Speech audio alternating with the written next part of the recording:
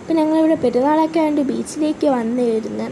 ബീച്ചിൽ വന്നത് ഞങ്ങൾ ആദ്യം കഴിച്ചത് പാനിപ്പൂരിയാണ്. അപ്പം ബീച്ചിൽ തന്നെ കാണാൻ അത്ര അങ്ങനെയൊന്നും ഇല്ല, മൊത്തം ഇടിഞ്ഞ് കിടക്കുകയാണ്. അപ്പം രാത്രി കൊണ്ടൊന്നും കാണാൻ പറ്റിയതൊന്നുമില്ല. അപ്പം ഞങ്ങൾ ഫസ്റ്റ് പാനിപ്പൂരി വെച്ചപ്പം നല്ല ടേസ്റ്റ് ഉണ്ടായിരുന്നു. പക്ഷേ സോസ് കഴിക്കുമ്പോൾ ഒരു ടേസ്റ്റ് അങ്ങ് മാറിപ്പോൾ അതിൻ്റെ റിയൽ ടേസ്റ്റ് നമുക്ക് അറിയാൻ പറ്റത്തില്ല. അങ്ങനെ ഞാൻ സോസൊക്കെ മാറ്റിയിട്ടാണ് കഴിക്കുന്നത്. പിന്നെ നമ്മൾ ഐസ്ക്രീം കഴിച്ചു. ഞാൻ ബട്ടർ സ്കോച്ചാണ് കഴിക്കുന്നത്. പിന്നെ ഇത്തായും ഉമ്മായും കൂടി ഒരു ബ്ലൂബെറി ഫ്ലേവറും അനിയൊരു സ്ട്രോബെറി ഫ്ലേവറുമാണ് കഴിച്ചത്. ഞാൻ എവിടെ പോയാലും കോൺ ഐസ്ക്രീം ഉണ്ട്, ബട്ടർ സ്കോച്ചേ വാങ്ങുള്ളൂ. എനിക്കതാണ് ഫേവറേറ്റ്. പിന്നെ നമ്മളൊരു കുന്നിൻ്റെ മുകളിൽ പോയി ഇരിക്കാം. അവിടെ കുറേ ഫാമിലീസ് ഇരിപ്പുണ്ട്. പിന്നെ ഒരുപാട് ആൾക്കാരുണ്ടായിരുന്നു. പെരുന്നാളൊക്കെ ആയിരുന്നൊന്നുമില്ല, എനിക്ക് ഇറങ്ങിയതായിരിക്കാം.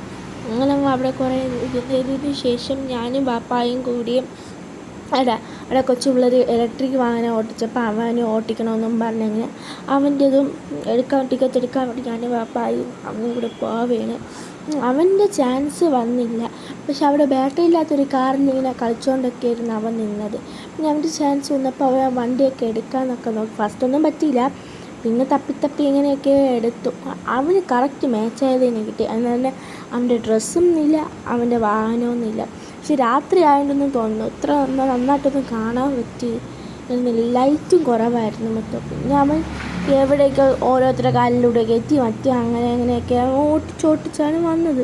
എൻ്റെ ഇടയിൽ എത്ര ഇടി ഇടിച്ചെന്ന് പറയണം. അപ്പം ഞാൻ അവൻ്റെ ബാക്കിനെ പോകുന്നുണ്ട്, എൻ്റെ ഓരോ വന്ന് ഇടിച്ച് ഫസ്റ്റാണ് ഇത് ഓട്ടിക്കണം. അതുകൊണ്ടുള്ള കുഴപ്പമായിരിക്കും. ബായ്.